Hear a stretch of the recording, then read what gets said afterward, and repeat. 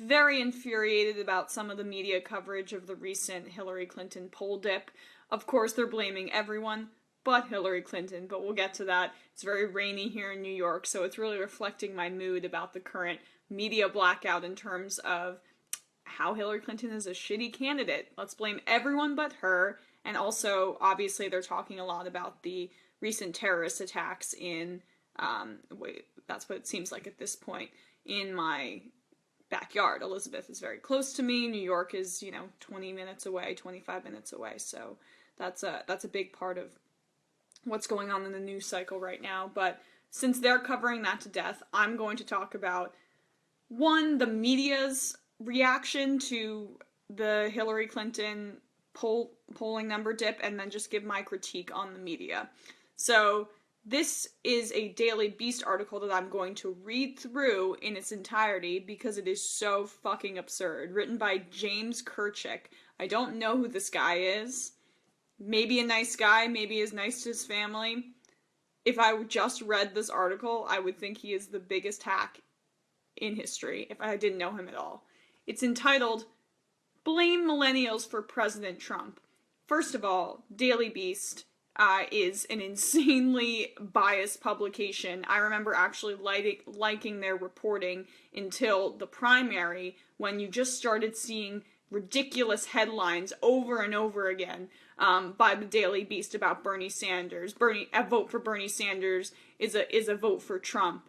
Bernie Sanders is unelectable, despite the fact that every poll showed him beating the Republican nominees by a landslide in those hypothetical matchups, and Hillary Clinton was struggling against, at that point, Rubio and John Kasich, and Donald Trump as well. And we see that now, that she's pretty much losing this race because they have said F you to millennials at this point. So now the pro-Clinton columnists are continuing to say fuck you to millennials. So again, Blame Millennials for President Trump by James Kirchick. Let's analyze this article, shall we? Donald Trump might as well have been invented in a laboratory by liberals to be the most repulsive, ogreish, unpopular presidential candidate in the history of our republic. Well, that's unfortunate for you, because he actually is trending upward. So, you know who's really unpopular as well? Hillary Clinton. But I guess it's millennials' fault that she's unpopular. I'm sorry, I'll save this for later. He goes, but how is Hillary Clinton barely beating him? Certainly a great deal of the blame for our terrifying circumstances lies with Clinton herself. Thank you for acknowledging that. She is an abominable candidate, a wooden speaker, a cynical triangulator, and to put it kindly, ethically challenged. Right, so that's the reason. And also, beyond her speaking abilities, she doesn't have any policies or any message that resonates for the American people. Why does she want to be president? Can we answer that? Can anyone answer that? Donald Trump, he's a maniac, ego narcissist who wants to gain more power and build his brand. Bernie Sanders wanted to address campaign finance, income inequality, healthcare, all of these things. What's your message, Hillary Clinton?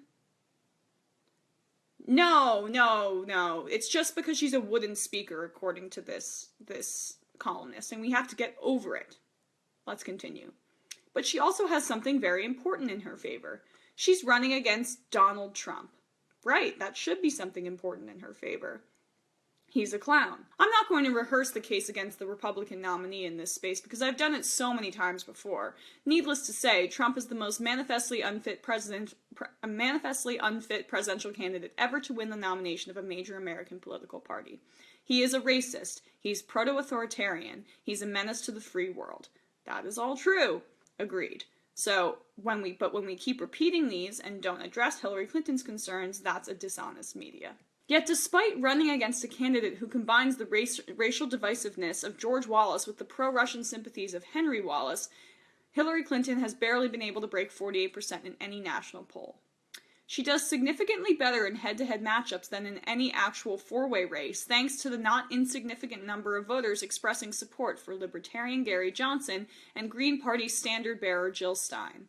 Support for these minor candidates is most pronounced against a crucial demographic, my demographic, millennials. 26% of voters aged 18 to 29 say they will vote for Johnson. 10% back Stein. So, now this Daily Beast writer is trashing his own generation in a curious self-hatred, by the way, because every older generation blames the generation after it for being lazy, for not understanding the world, for not being able to just be practical and fall in line. So this guy's doing the older generation's job for them. And I don't really want to blame all older people. Of course, Bernie Sanders had a lot of older voters. Of course, a lot of older people understand that the system needs to be changed. But in general, there's a tendency throughout history to basically say, the young people, the hippie movement, they're idiots, you know? They don't know how the world works. And the same thing with my generation, with millennials, with us. Because we aren't willing to just vote for the Democrat and shut the fuck up, then that's why we're going to have President Trump. Or could it be that we believed in a certain candidate, and because you rigged the system against them, and we don't like this candidate, we don't like Hillary Clinton. It's not because we're doing this out of spite, but it's not because a lot of us are saying we don't want to vote for her because we're angry, you know, we want to sit in the corner and pout about it. It's, we don't like you, so make us like you. That's the point. Let's do something so we will like you. Have a policy, have something for us to hang on to. Why are you running for president? Tell us. What explains the millennial willingness to risk a Trump presidency? A lot of this stems from the cynicism towards, if not downright hatred of, Clinton and everything she represents. 77% of voters 18 to 34 find Clinton untrustworthy, compared to 65% of all likely voters.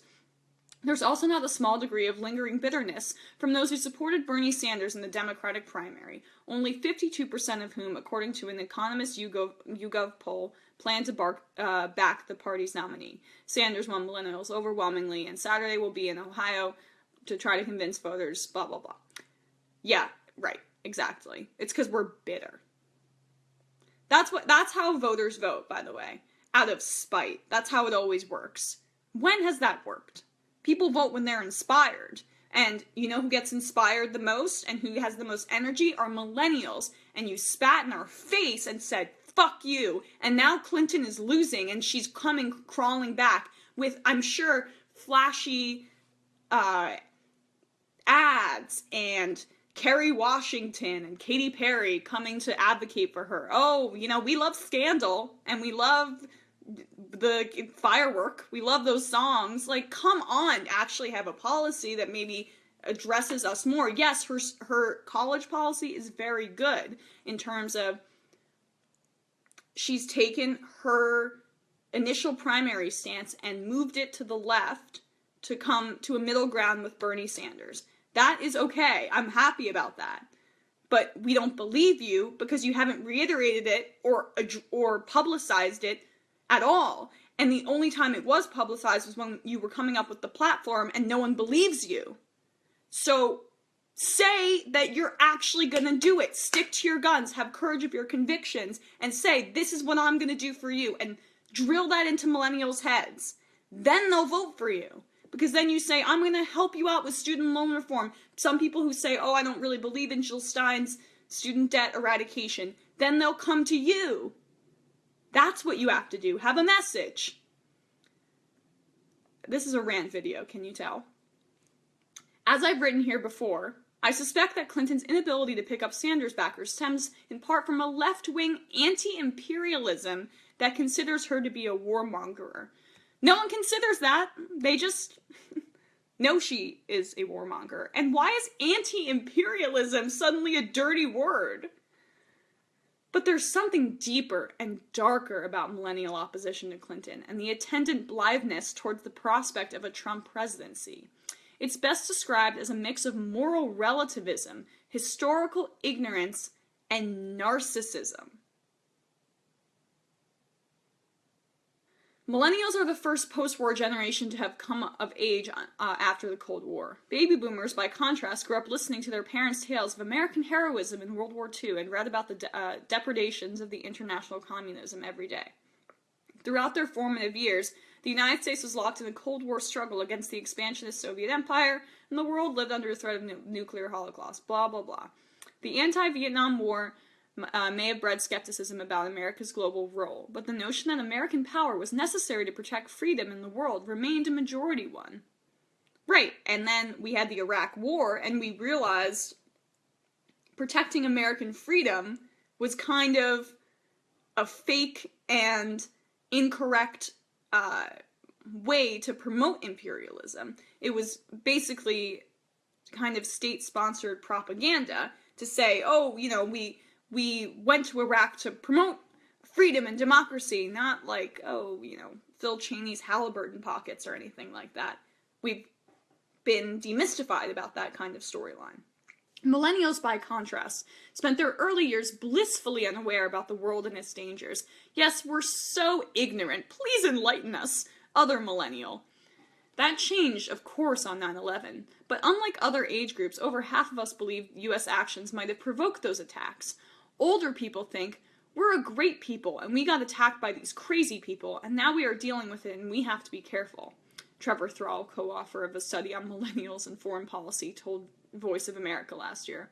Millennials are the only generation, the majority of which think the U.S. might have done something to provoke 9/11, Thrall's study concluded, that millennials perceive the world as slightly less threatening than their elders, are more supportive of international cooperation than previous generations, and are also far less supportive of the use of military force.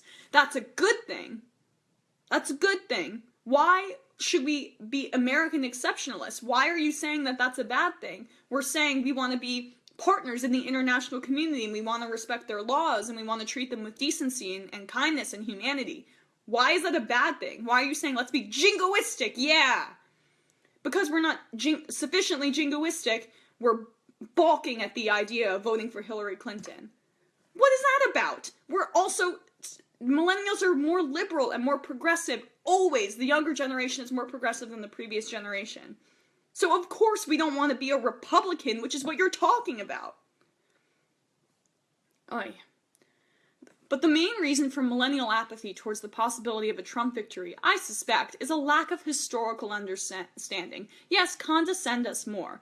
Millennials, particularly American ones, are too young to have any memory of the Cold War. Never mind World War II, when fascists ruled Europe and millions of people died as a result. Trump echoes of fascist movements past have no resonance with us. Yes, I agree that he sounds like a fascist, but that's not the point. People don't vote out of fear. Why are you not directing your anger towards the candidate that you want us to vote for not effectively mobilizing us? I hate when people blame the American people for the media.